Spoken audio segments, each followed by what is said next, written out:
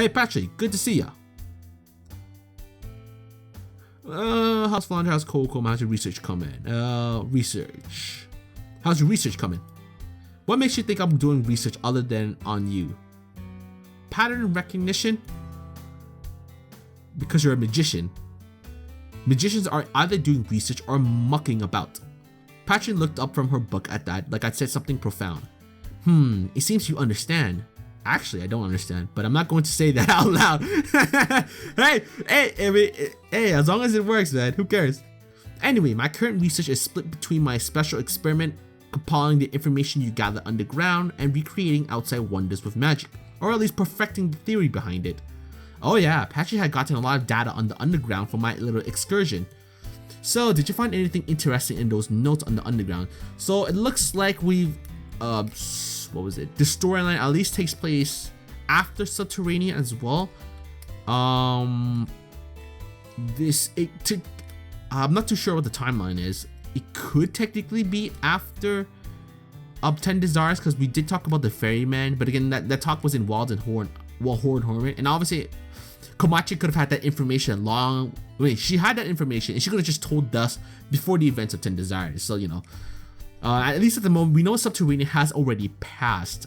I don't know if the Byakuman's cruise was mentioned yet, or you know, any other cruise yet. Okay, let's see. You have across student notes. Performing the work is where 73% of the knowledge is gained. That's a good point. I'll steal the results like normal. Can you grab me a copy too? I want to see if I missed something.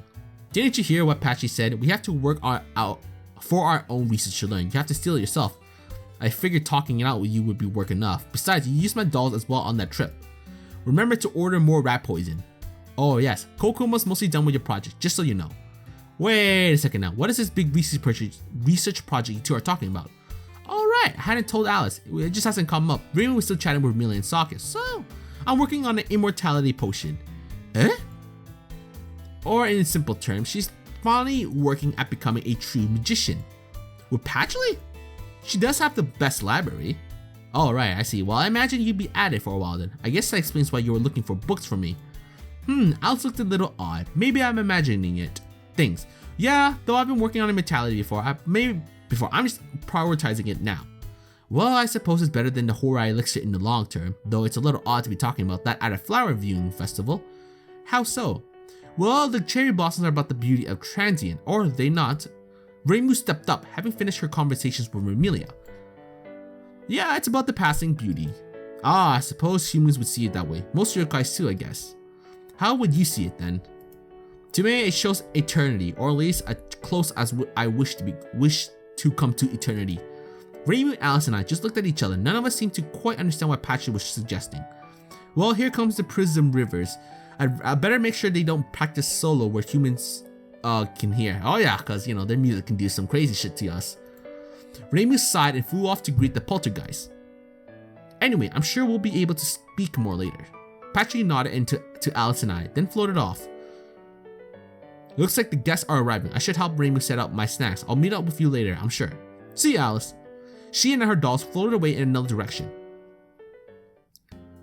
More and more people were showing up. Of the big names, I think only Eiki and Satori are missing, since I bet money that Orin and Ku were somewhere about, probably in atom form. So this is interesting. At least the picture right now, it shows humans dealing here right now with fairies too. So I know, and as you know, humans are usually like back the fuck away from the shining. It's a yokai place, so you know. It's not.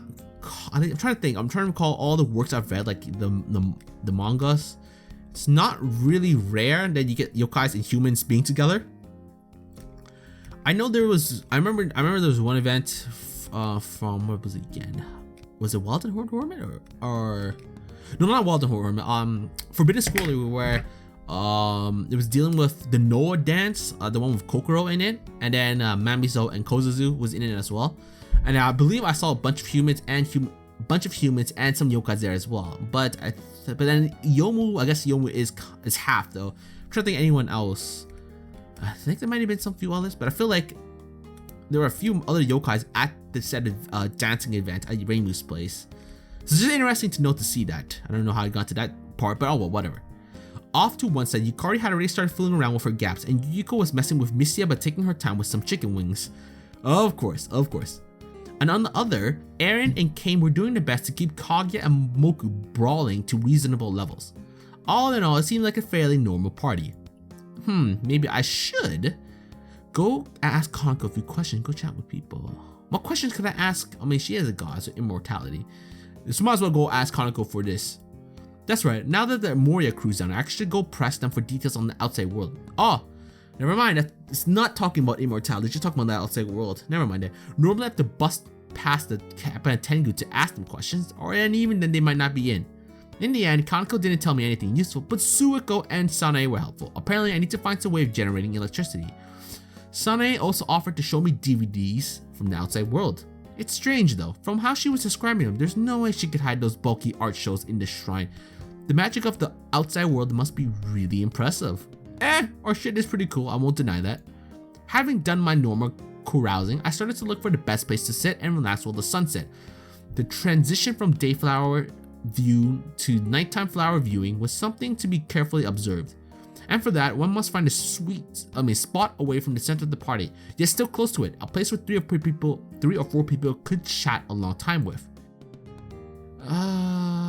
That's where Reimu is at Patchouli. None of them are really discussing, like, I'm really focused on this immortality thing, because I really want to focus on this immortality thing, but right now, it seems like the visual novel is going for like a pairing thing, which, I mean, sure, it makes sense because it's a visual novel. Obviously, I'm assuming because, you know, the way it's set up, I feel like it can go, it's trying that route, but I just care about this research and immortality because, well, again, it's not really canon to Touhou, so there's that, but it's still cool to see how this immortality thing's working out in the scenario if Marisa was trying to go all out for it. So, whatever. So we'll just do it eeny, meeny, miny, mo, okay? So, let's do this. Eeny, meeny, miny, mo. Catch a tiger by the toe. If he hollers, let him go. Eeny, meeny, miny, mo. Okay, so we're running with Patchouli for now. At least with the advantage with Patchouli, I'm thinking right now, she might still be talking about the research because, again, she and Kokuma are working on it, so that still has an advantage for that. Reimu, I don't think she would really deal with immortality, nor Alice is kind of a magician, a full magician, so she could have some knowledge, but again, Patchouli's got the library, so let's go with that for now. Patchouli was sitting in a good spot with Reimu and Alice. For some reason, normally Patchouli just hangs around with the sidelines of these kinds of parties. Maybe she decided to loosen up some. I should take advantage of this opportunity. I wandered her over to the cloth spread on the ground, placed down a bottle of sake grabbed from the refreshment table. Hey, mind if I join, Reimu?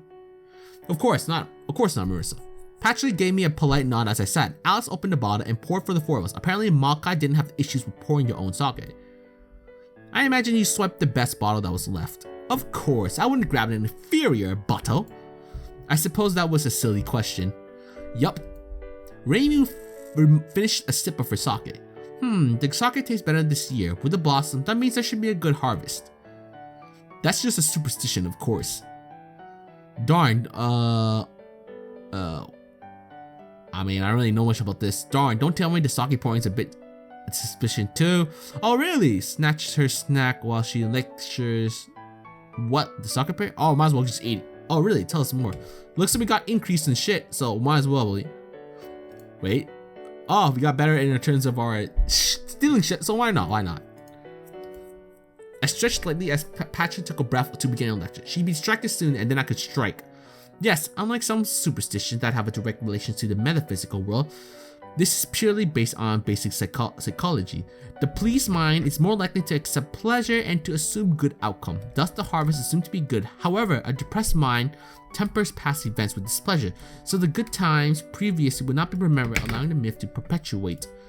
Why'd you ask that, Marisa? Wait! I quickly swallowed the gingerbread snap I had snatched. Ah, she finished. Devious. Well, you are kind of predictable, Patchouli. Not that it's always bad, but it seems I've underestimated the rat once again. No wonder the outside world uses them for experiments. Uh-oh, Patchouli sounded serious there. I better watch out when I visit the library again.